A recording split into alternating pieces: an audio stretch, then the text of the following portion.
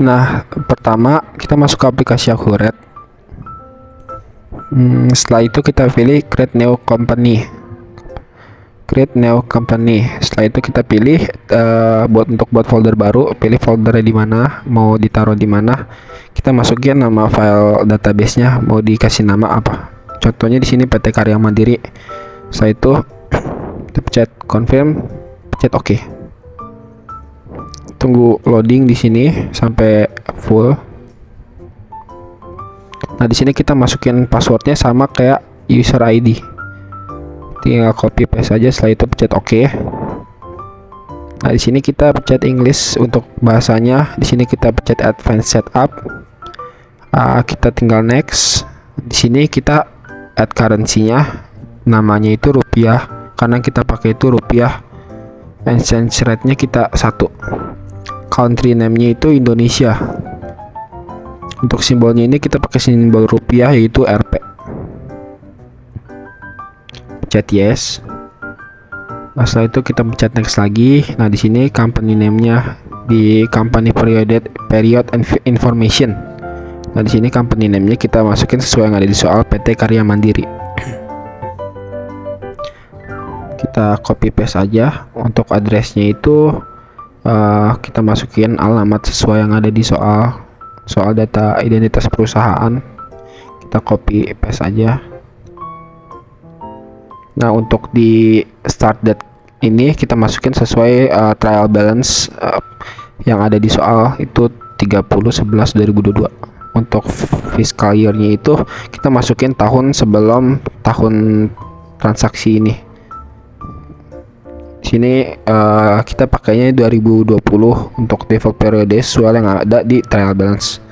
Nah, di sini tax company pastiin udah sesuai sama nama perusahaan yang tadi kita isi. Tax address-nya juga sesuai sama alamat perusahaan. Nah, buat tax registration number-nya itu masukin NPWP nomor. Nah, di sini ada taxable company date-nya number-nya itu kita masukin NPPKP nomor. Nah, kalau taxable company date-nya itu baru kita masukin yang sesuai di soal juga, tanggal 1 November 2015. Kita pencet next. Nah, kemudian kita masuk ke setup account and other list. Di sini kita hapus akun-akun yang berasal dari Accurate-nya dan sisakan opening balance equity dan retained earning. Dengan cara klik kanan, kemudian delete dan klik OK.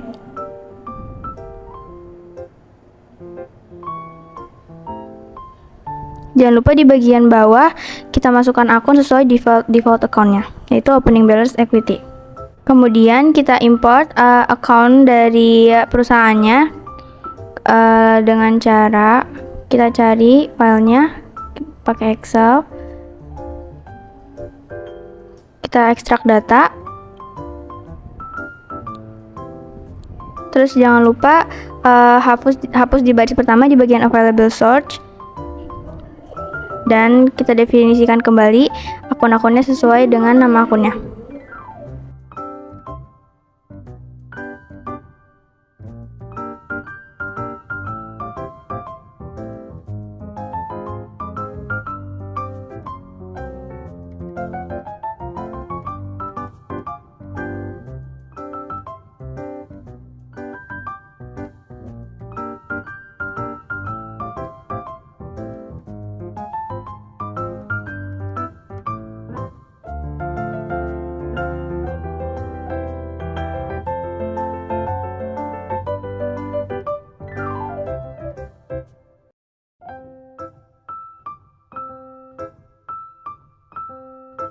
Kemudian jika sudah, kita klik import data, pastikan semuanya terrecord.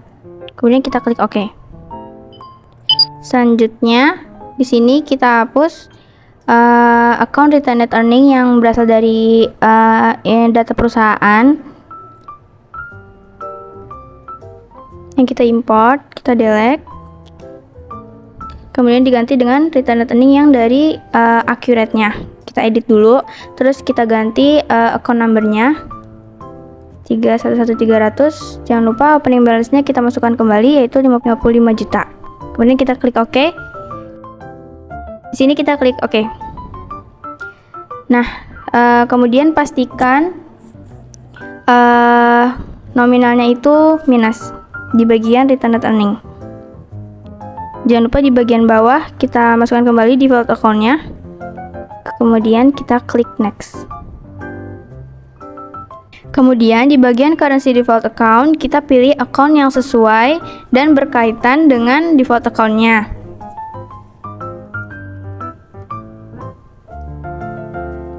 Kemudian kita klik next. Di bagian term of payment kita klik add.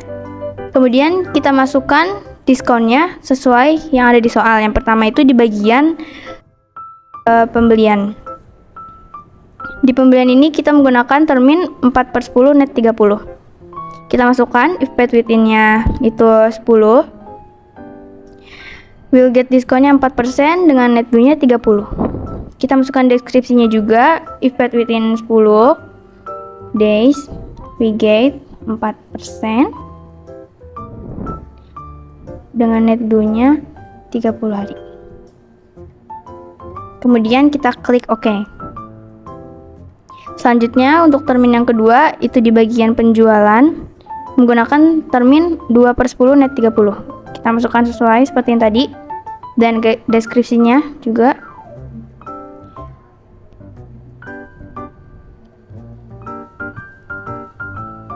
Jika sudah, kita klik OK. Kemudian yang ketiga di bagian COD, kita checklist bagian COD-nya aja di bagian paling kiri bawah. Kemudian di bagian teksnya, kita klik add, kemudian namanya itu PPN dengan sebesar 10%, kodenya T, deskripsinya pajak pertambahan nilai.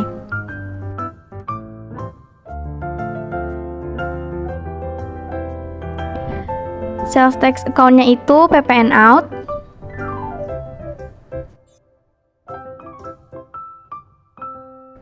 Dan purchase tax account-nya itu PPN in. Kemudian kita klik OK. Kemudian setelah itu sudah selesai, kita klik next. Pada bagian customer dan vendor, bagian customer type-nya kita pilih general, lalu kita next. Untuk bagian customer, kita import file customer yang telah kita buat.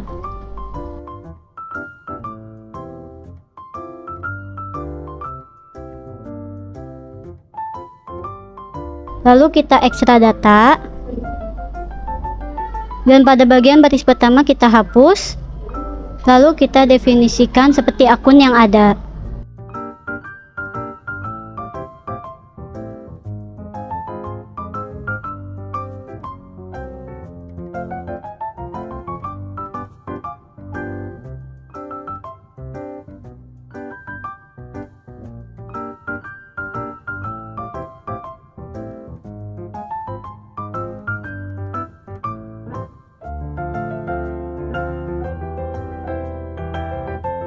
Setelah itu customer type-nya kita pilih general, lalu kita import data.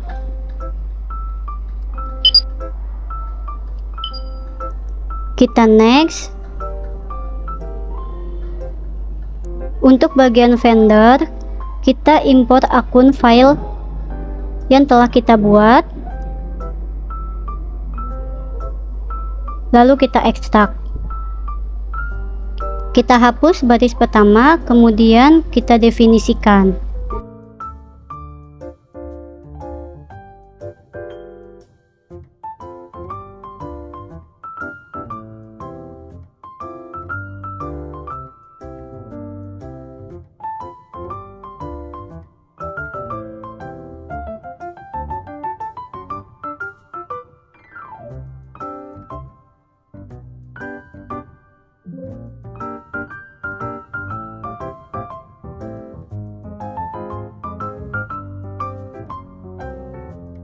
Setelah semua definisi terisi, kita import data. Lalu kita next. Di bagian project dan departemen tidak diisi karena itu untuk usaha manufaktur. Lalu di bagian inventory, bagian item default account-nya kita pilih akun yang mempengaruhi default account.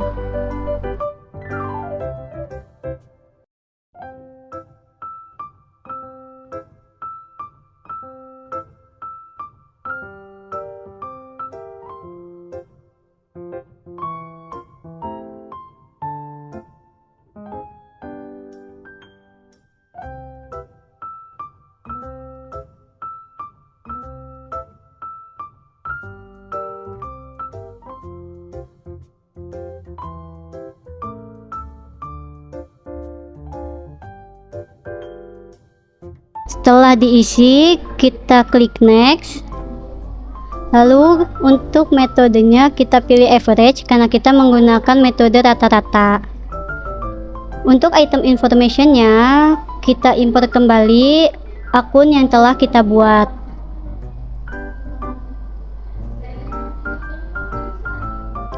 Kita ekstrak data, lalu kita hapus baris pertama, kemudian kita definisikan.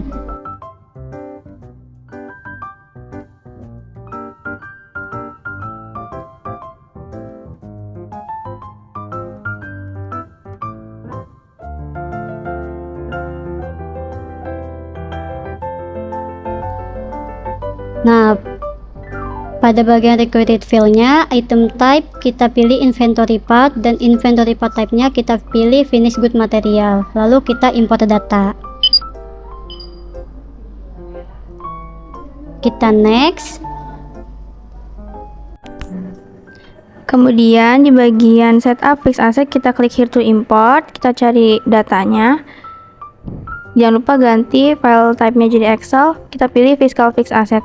Kemudian kita ekstrak data. Setelah itu jangan lupa di bagian available source-nya baris pertama kita hapus.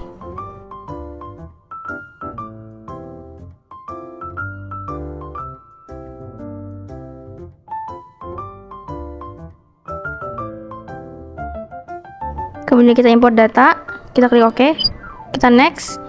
Di bagian fixed asset type kita cari lagi filenya, kita klik here to import, kita import lagi filenya maksudnya. Kemudian jangan lupa kita ganti lagi type-nya jadi Excel, kita pilih fixed asset type, kita ekstrak data. Jangan lupa dihapus lagi di bagian available source-nya di baris pertama, dan kita definisikan kembali nama akunnya.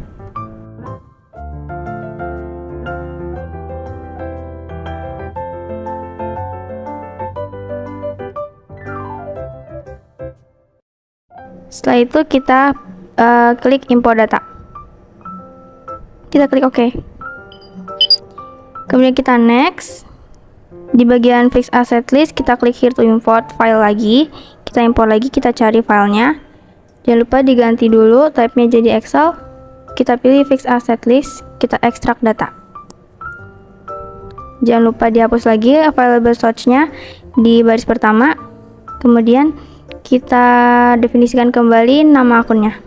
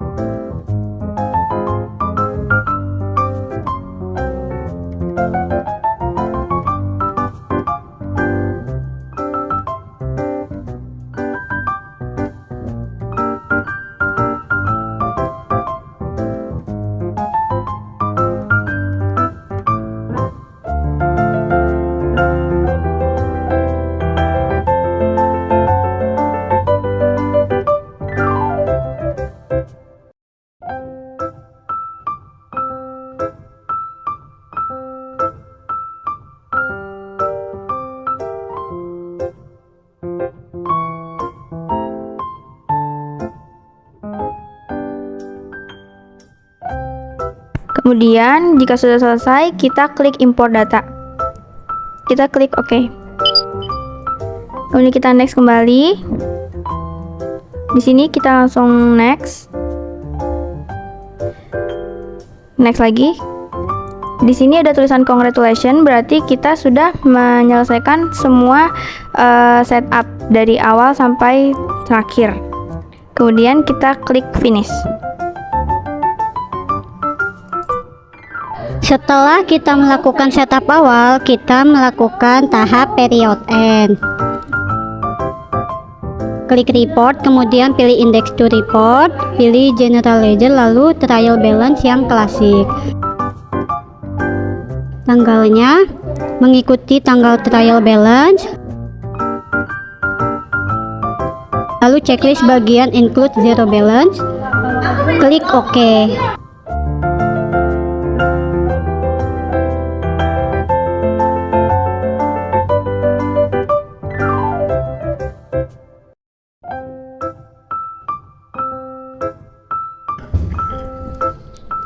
Setelah itu kita buka menu activity, pilih periodic, kemudian period end. Period end ini gunanya untuk memindahkan nominal-nominal yang ada di opening balance agar pindah ke akun seharusnya.